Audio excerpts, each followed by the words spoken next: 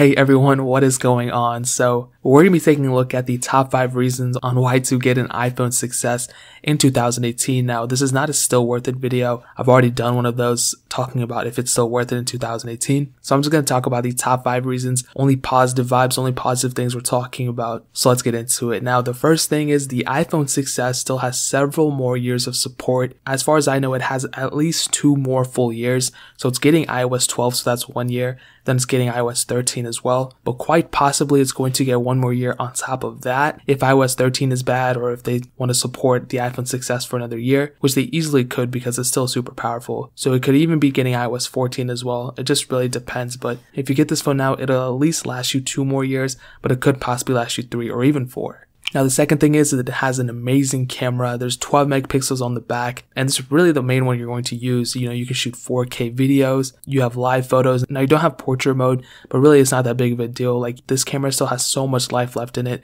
And as long as you're not really comparing a camera side by side with like an iPhone 10 or something, you probably won't even notice the biggest difference. But this phone definitely still has an amazing camera. Now, comparing this phone to the predecessors, the iPhone 5s and the iPhone 6, this phone is definitely way more premium, and it has actually more premium features such as Force Touch, Raise to Wake, and believe it or not, the iPhone 6 and 5s are missing features that iOS 12 brought, such as the Measure app and some other features as well that I noticed. So if you get the iPhone 6s, you're guaranteeing that you're going to get all the features that iOS 12 will bring, and quite possibly iOS 13 and iOS 14. If it gets iOS 14, it's getting iOS 13 for sure. And the fourth thing is that this thing is still super fast. It has 2 gigabytes of RAM, which most people might think is not a lot, but it'll definitely be able to handle pretty much everything you throw at it. I ran benchmarks, and I'm not really too fond of benchmarks. I don't really think they tell the whole story, but it is a decent number that we can go off of. And my scores that I usually got on my benchmarks on the iPhone 6s were not that far away from what I was getting on my iPhone 7 Plus. Now, the iPhone 7 Plus was probably like 20,000-30,000 points ahead of it. But even that, I mean, I was getting like 70,000 on the iPhone 6, and I was getting like 140,000 on the iPhone 6s. So you can see that huge difference. I mean, the iPhone 6s, I can probably say is twice as fast as the iPhone 6.